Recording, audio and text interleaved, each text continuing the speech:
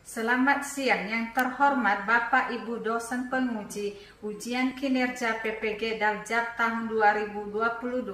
Perkenalkan, nama saya Maria Yusulina Waruwu SPD. Saya guru SMK Negeri 1 Ulugawo, Kecamatan Ulugawo, Kabupaten Nias. Sebagai nomor peserta PPG 2015 0295 3142 dan LPTK Universitas Negeri Medan. Pada kesempatan hari ini, Rabu, tanggal 5 Oktober 2022, saya akan melaksanakan kegiatan praktek pembelajaran untuk memenuhi ujian kinerja PPG dalam jabatan tahun 2022 dengan mengambil tema nilai-nilai Pancasila dalam kerangka praktik penyelenggaraan pemerintahan negara dan sebagai subtema sistem pembagian kekuasaan negara Republik Indonesia pembelajaran 1 kelas 10. Berikut video praktek pembelajaran yang telah saya laksanakan. Mohon masukan dan saran agar kedepannya kegiatan pembelajaran lebih baik lagi. Terima kasih, selamat menyaksikan.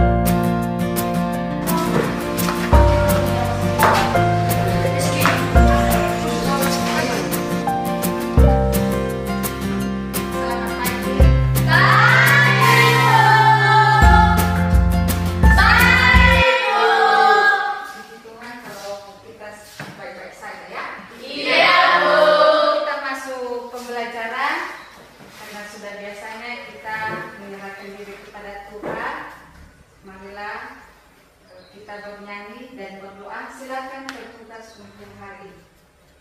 Silakan. Dan begitu dulu.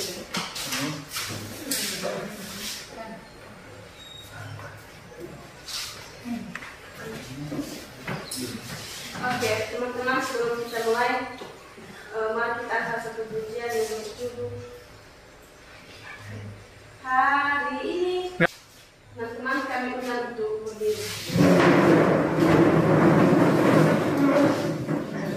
Mari kita menyanyikan salah satu lagu aja yang berjudul Garuda Pancasila 3. Ya. Garuda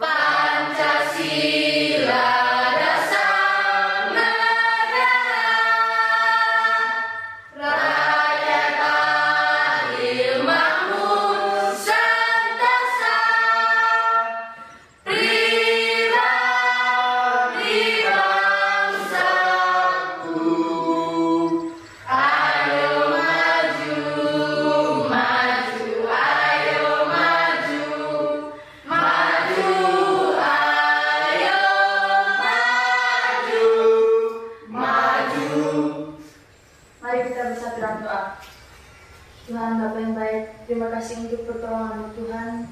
Dari rumah hingga sampai ke tempat ini Tuhan, Engkau telah melindungi kami dari perjalanan. Tuhan, Engkau tenangkan hati dan pikiran kami Tuhan. Engkau berikan kami konsentrasi yang penuh, agar kami mengerti apa yang akan disampaikan oleh Ibu Guru kami. Tuhan, inilah doa yang singkat ini kami alaskan dalam nama Tuhan Yesus kami berdoa. Amin. Amin. Silakan dulu.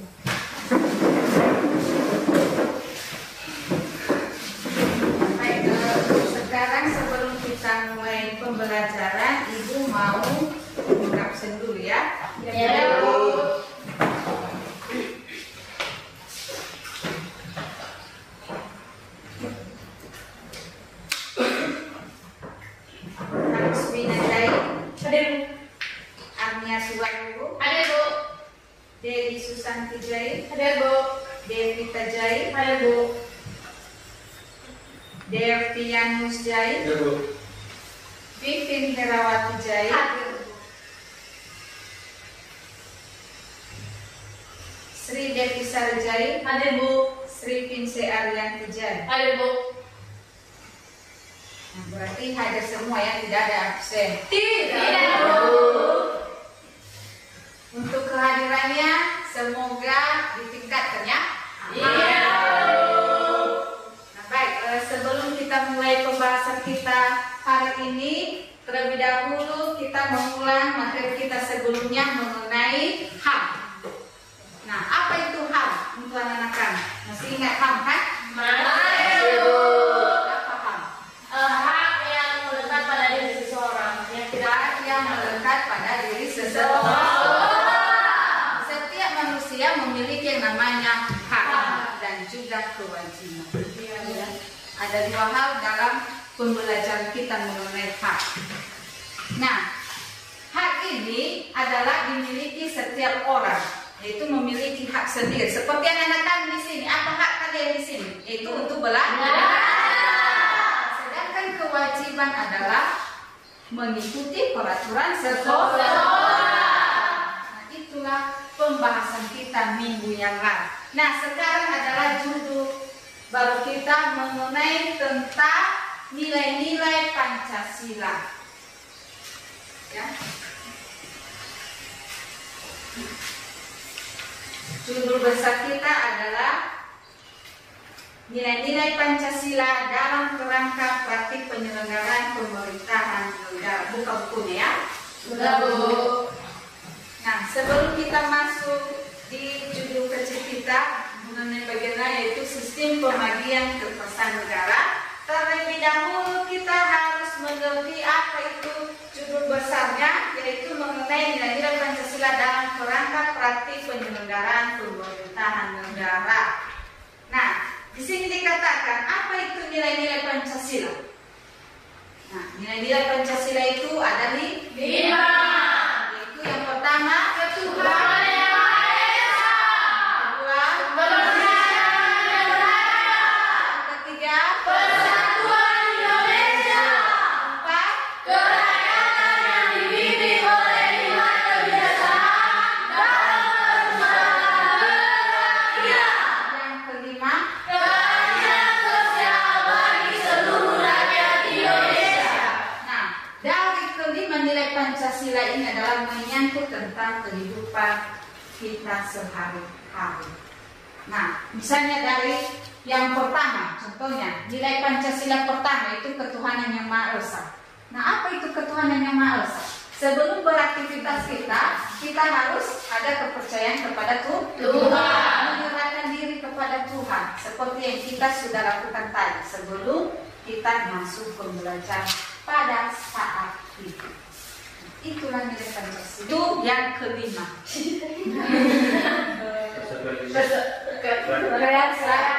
Kebijakan yang dipimpin oleh itu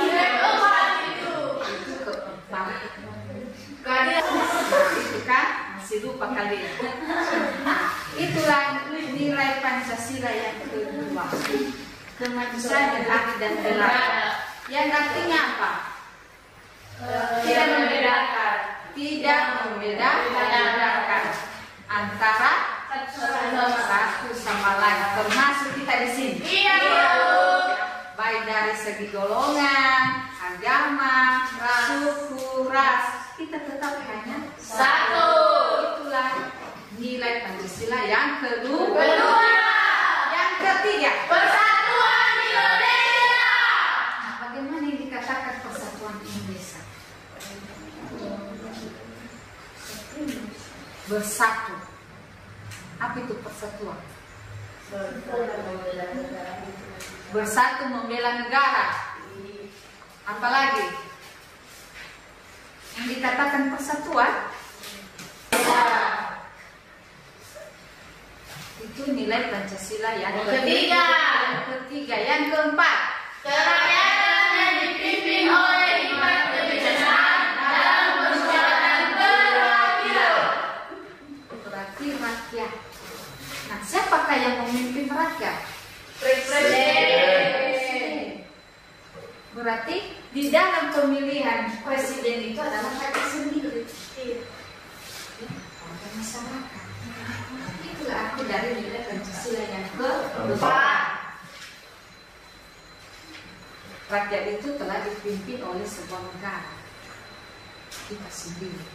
Untuk kepentingan presiden sendiri. Nah, yang kelima, yang terakhir. Apa itu keadilan? Adil. Tidak membeda-bedakan antara satu dengan yang lainnya. Masyarakat di sini mempunyai keadilan.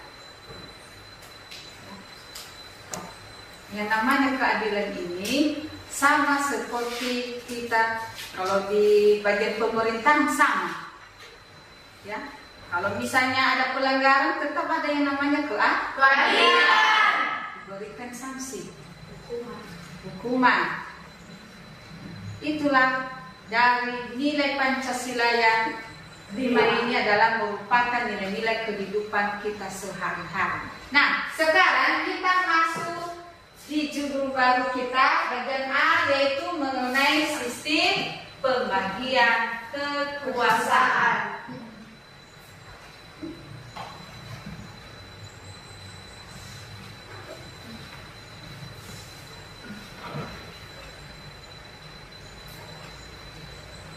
Nah, sistem pembagian kekuasaan sudah. Nah, di sini dikatakan apa itu sistem pemerintah. Yaitu cara pemerintahan dalam mengatur semua yang berkaitan dengan pemerintahan. Yang artinya apa? Yang artinya pemerintahan dalam mengatur semua yang berkaitan dengan pemerintah. Apa yang semua berkaitan dengan pemerintahan? Lembaga kekuasaan kita termasuk di situ lembaga politik, eksekutif, legislatif, dan yudikatif. Nah, contohnya yang dikatakan di sini pemerintahan, mulai dari presiden. Apa tugas dari presiden? Memimpin suatu negara. Itu salah satunya pemerintahan. Berarti seorang pimpinan ini ada kekuasaannya. Apa kekuasaannya? Itu memimpin rakyat. Itu tadi, itu seorang presiden. Itulah salah satu contoh dari sistem pemerintahan. Yang kedua, lanjut ya. Nah, ini tadi kekuasaan dan kekuasaan negara. Nah, kekuasaan tadi adalah kemampuan seseorang untuk mempengaruhi orang lain agar melakukan tindakan yang diperintahkan. Contohnya tadi pimpinan tadi, ya, para lembaga legislatif, eksekutif, dan yudikatif. Nah, tugas dari MPR contohnya, apa tugas MPR? Merancang undang-undang. Nah, yang mengikuti suatu undang-undang siapa? Yaitu rakyat. Ini salah satunya yang dikatakan kekuasaan, yaitu lembaga pemerintah.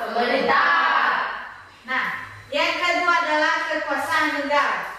Kewenangan negara untuk mengatur seluruh rakyatnya untuk mencapai keadilan dan kemakmuran serta keteraturan. Nah, ini tadi keadilan di dalam negara ini. Nah, di dalam negara ada yang namanya pimpinan tadi, mengatur rakyat. Presiden mengatur rakyat kita sendiri. Nah, bagaimana mencapai keadilan tadi atau kemakmuran? Ini tadi harus adanya musyawarah, kerjasama, sehingga rakyat mengikuti peraturan yang sudah ada. Bagi yang melanggar aturan maka diberikan sanksi. Itulah tentang kekuasaan negara. Berikutnya,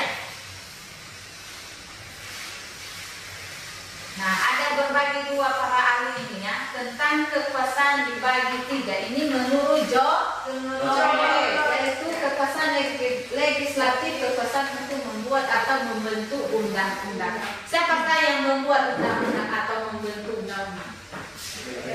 DPR. Nah, yang kedua, kekuasaan eksekutif, kekuasaan untuk melaksanakan undang-undang. Siapakah yang melaksanakan undang-undang? Masyarakat atau rakyat itu sendiri, kita sendiri. Sudah. Yang ketiga, kekuasaan federatif, yaitu kekuasaan untuk melaksanakan hubungan luar negeri antar kerjasama ini, ya, sehingga terjauhkan hal-hal yang tidak baik, misalnya masalah-masalah perang, masalah teroris. Nah, itulah maksudnya kekuasaan federatif. Sudah. Lanjut. Menurut Montesquieu, nah ada 3 ini. Hampir sama dengan John Locke tadi. Kekuasaan legislatif, yaitu kekuasaan untuk membuat atau membentuk undang-undang. Tadi sudah sama dengan menurut para ahli John Locke tadi. Yang kedua, kekuasaan eksekutif, yaitu kekuasaan untuk melaksanakan undang-undang. Yang ketiga, kekuasaan yudikatif, yaitu kekuasaan untuk mempertahankan undang-undang, termasuk kekuasaan mengadili setiap pelanggaran terhadap undang-undang. Nah, ini perbedaannya. Kalau Montesquieu ini mengatakan yang terakhir kekuasaan yudikatif. Nah, mempertahankan undang-undang atau mengadili setiap pelanggaran terhadap undang-undang. Seperti kita sendiri, masyarakat sendiri. Bagi yang melanggar aturan maka diberikan sanksi. Itu salah satunya. Nah, selanjutnya, nah, mengapa harus ada pembagian kekuasaan? Nah, mengapa harus ada pembagian kekuasaan? Seperti yang sudah Ibu jelaskan tadi mengenai tentang kekuasaan. Kenapa harus ada pembagian kekuasaan? Supaya kerjaan itu bisa dapat dijalankan dengan baik. Supaya kekuasaan itu bisa dijalankan dengan baik. Supaya kekuasaan negara itu bisa dijalankan dengan baik. Selain itu, apalagi? Mengapa harus ada pembagian kekuasaan? Supaya sudah ada yang sudah ditetapkan oleh kekuasaan tadi. Itu maksudnya, makanya harus ada kekuasaan yang mengatur. Siapakah yang mengatur kita? Aturan tadi yang bersifat memaksa, itu hukum. Mau tidak mau harus kita ikuti. Makanya harus ada pembagian kekuasaan. Yang selanjutnya, bagian kekuasaan. Nah, ini dia. Kekuasaan negara dibagi dalam beberapa bagian, yaitu legislatif, eksekutif, dan yudikatif, yang tetapi tidak dipisahkan. Nah, dari ketiga hal ini sangat penting bagi kita tadi yang sudah Ibu jelaskan dari awal tadi mengenai pembagian kekuasaan tadi. Mulai dari legislatif. Nah, anggota legislatif siapa? DPR, MPR, DPRI. Mulai dari presiden dulu. Presiden dan wakil presiden. Itu tentang aturan. Nah, itulah berbagai macam tentang kekuasaan negara. Ada 3. Jadi sebagian dari ketiga ini, mulai dari legislatif, eksekutif, dan yudikatif, anak-anak kami sudah tahu. Dan apa juga tugasnya. Sudah, kita lanjutkan.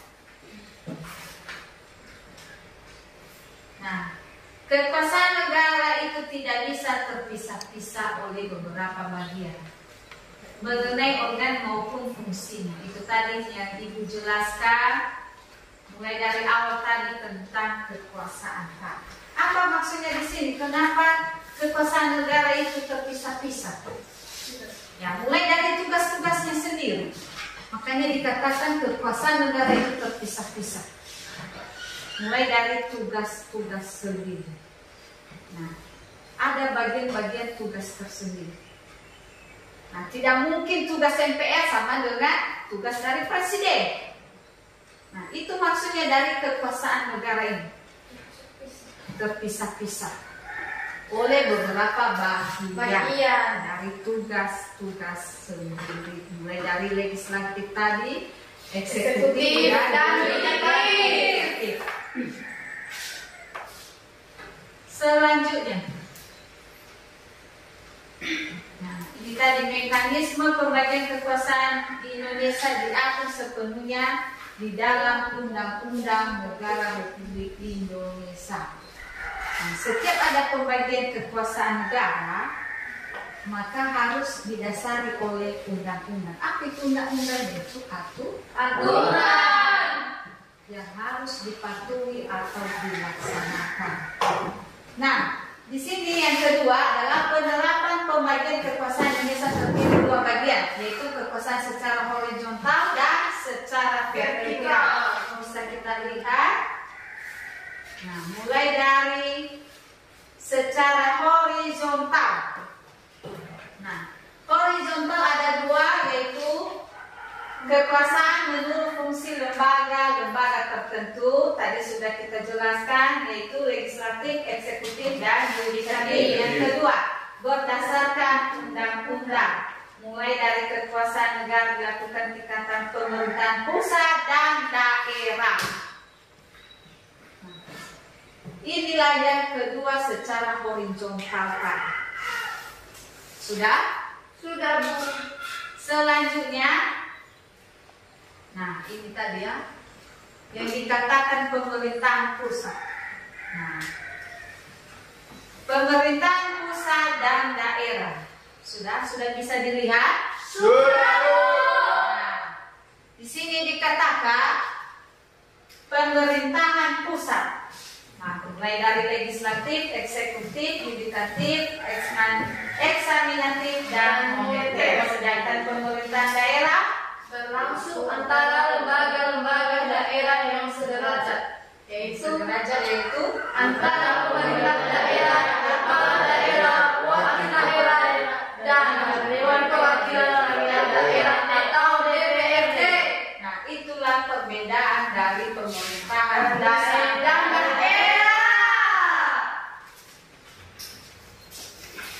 Selanjutnya, yaitu pembagian kekuasaan secara vertikal.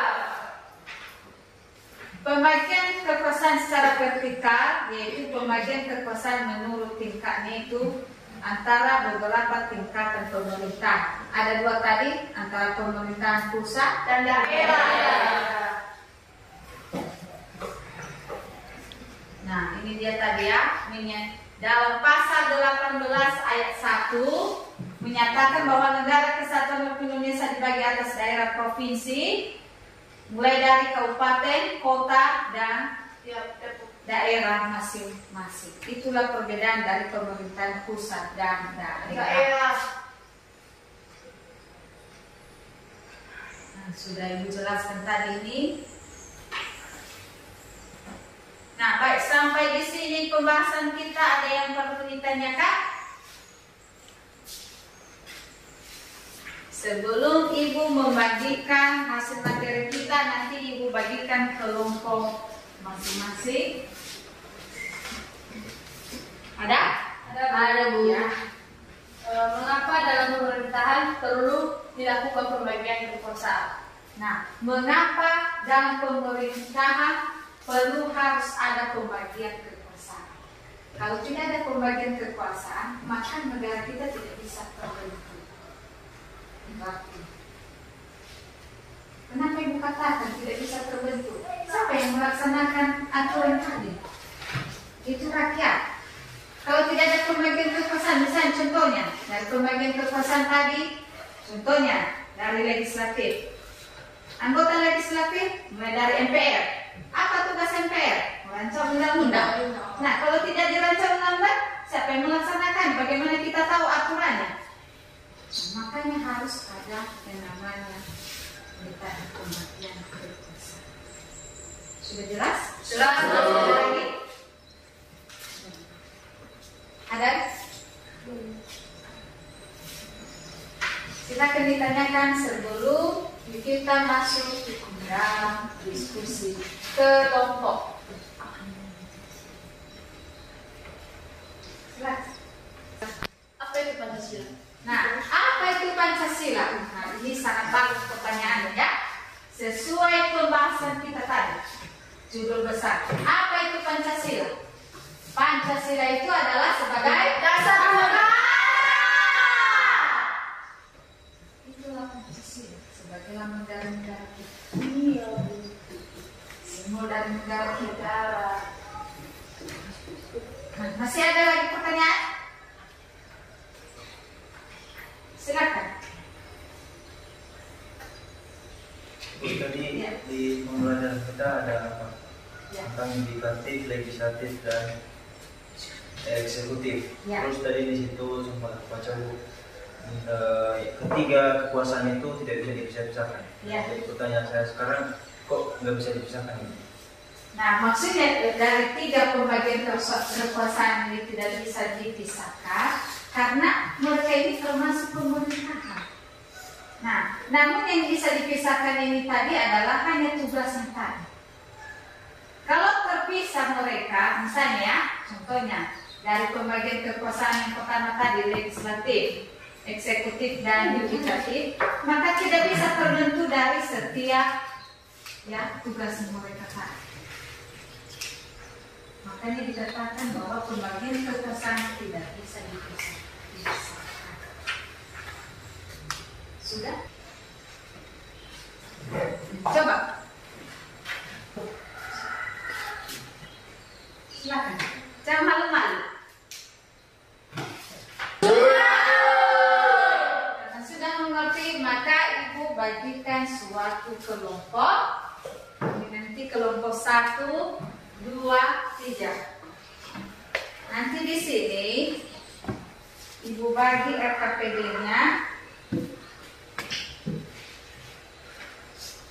Jadi disesuaikan nanti nama-nama kelompok. Misalnya kelompok 1, kelompok 2, dan kelompok 3. Silakan mengerjakan dengan baik sesuai yang kita bahas dalam tadi. Ya? Iya.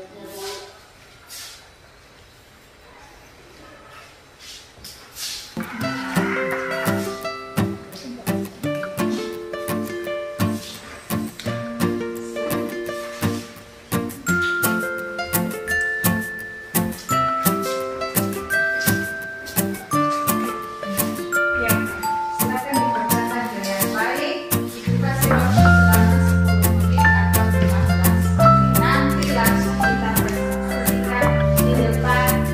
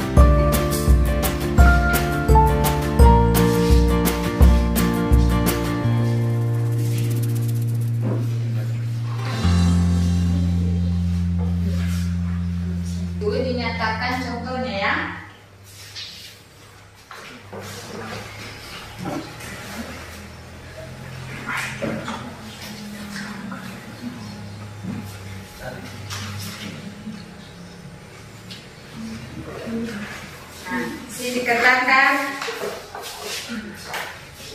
bacalah buku cetak dan bahan ajar serta sumber belajar lain yang berkaitan dengan konsep pembagian kekuasaan secara vertikal. Lakukanlah identifikasi terhadap tugas dan wewenang setiap lembaga negara. yang tercantum di dalam tabel. Nah, contohnya yang pertama, nama lembaga negara MPR. Apa tugasnya? Nah, itulah yang anak-anak kami kerjakan. Kalau udah selesai nanti kita presentasikan ke depan ini. Dan kalau ada juga pertanyaan nanti di tugas kelompok ini, silakan kita kerjakan bersama.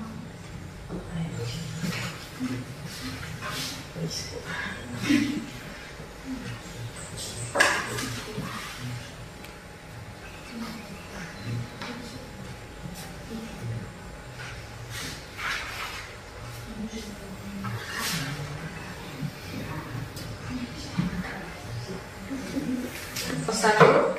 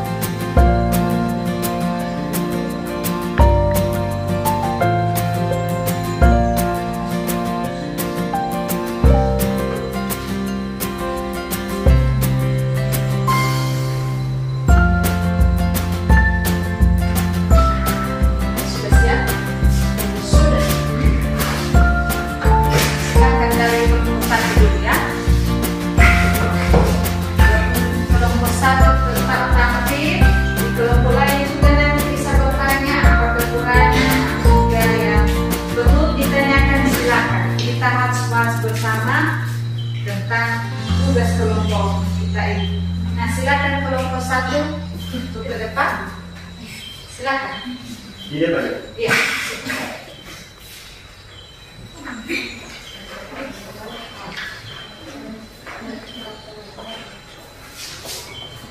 Baik, terima kasih kesempatan yang diberikan kepada kami dari kelompok 1 untuk mempresentasikan hasil kelompok kami. Jika ada pertanyaan, masukan, saran, pendapat, dipersilakan. Nah, silakan. Ya, terima kasih dulu untuk kelompok 1 ya. Sangat bagus sekali. Nah, baik untuk kelompok 2 dan 3, silakan langsung kita bahas dari kelompok 1. Jika ada kekurangan atau pertanyaan yang harus kita bahas di kelompok 1, dipersilakan untuk anak-anak kami dari kelompok 2 dan 3. Silakan. Lembaga negara, apa dasar hukum dan tugas dan wewenangnya. Jika ada yang perlu ditanyakan dari kelompok 2 dan 3, silakan. Mungkin ada dari anak-anak kami yang kurang jelas, silakan. Kelompok 2 ada? Sebelum kita lanjutkan diskusi kelompok.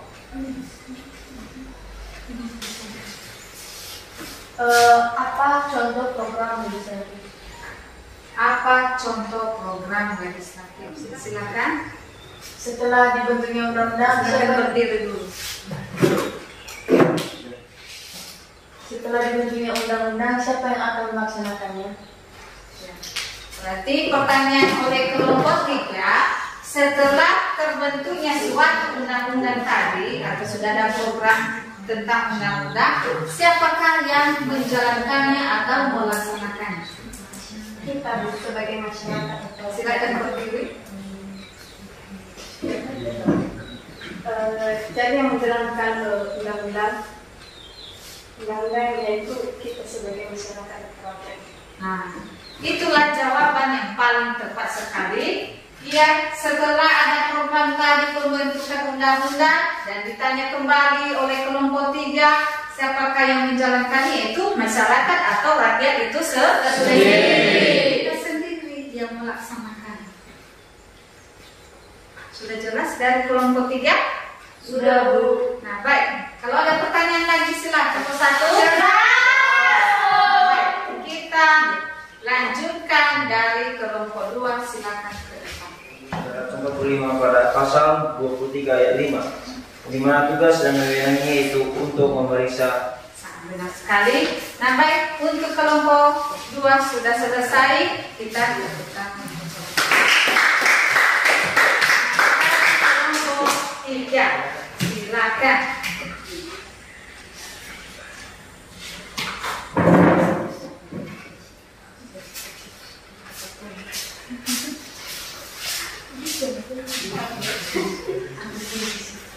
Baik, terima kasih atas kesempatan yang diberikan kepada kami dari kelompok 3 untuk mempresentasikan hasil kelompok kami.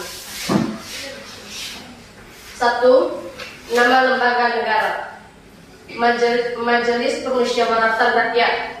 Dasar hukum pasal 23 ayat 5. Tugas dan wewenang untuk memeriksa tanggung jawab tentang keuangan negara yang peraturannya ditetapkan dengan Undang-Undang Dasar. Baik. Kita ucapkan terima kasih buat kelompok 3. Kalau ada pertanyaan dari kelompok 1 dan 2, dipersilakan. Pembahasan dari kelompok 3 ada? Ada? Sudah kita lihat bersama-sama secara langsung.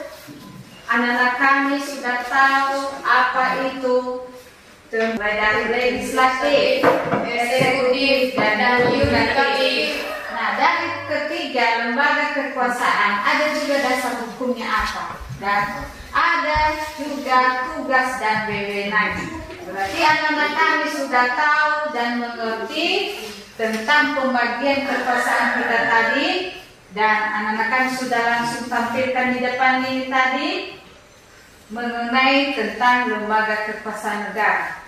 Jika ada pertanyaan silakan. Kalau tidak ada, maka kita tutup. Tidak. Tidak.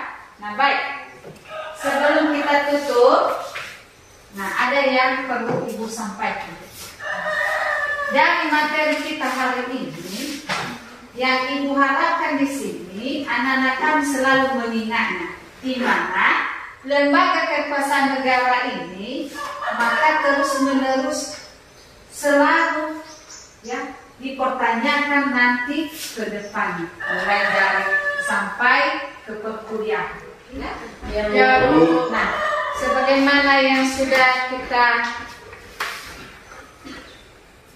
laksanakan dan sebelum kita akhiri pembelajaran, marilah kita serahkan diri kepada Tuhan untuk petugas hari ini. Silakan. Kedua, mari kita berdiri. Mari kita bernyanyi Padamu Negeri. 3, ya.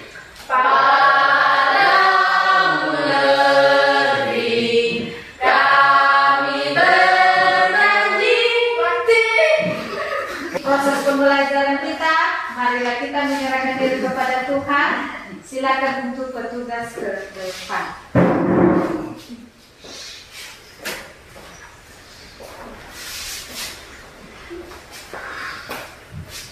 Baik teman-teman, mari kita berdiri bersama. Dan kita bernyanyi lagu wajib Satu Nusa Satu Bangsa. 3, ya. Satu Nusa, satu bangsa, satu bangsa kita, tanah air pada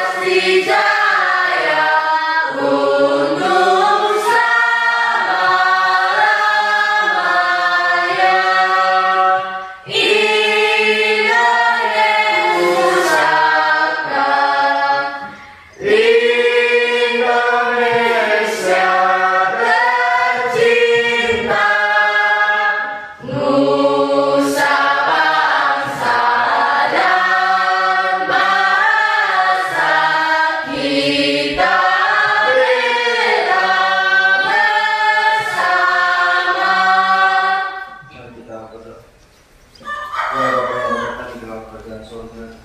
Kembali kami memohon doa Engkau di siang hari ini ya Tuhan Yesus. Mengucap syukur atas berkat pertolongan kepada kami, di mana Engkau telah melindungi kami, memberkati kami, dari kami memulai kami.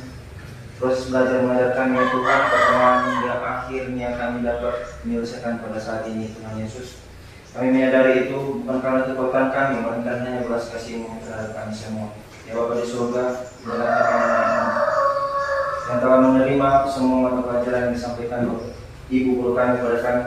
Ya Tuhan, tanamkanlah semua itu di dalam pikiran kami serta hati kami agar menjadi bekal kami di masa yang akan datang. Ya Bapa, inilah kami anak-anak juga yang akan sebentar lagi berpisah-pisah dari tempat ini. Lindungilah kami Tuhan, antarkanlah kami ke rumah kami masing-masing agar kami dapat tiba ke rumah kami masing-masing dengan selamat. Terima kasih Tuhan Yesus. Silakan dulu kembali. Baik, karena kita sudah mengakhirinya,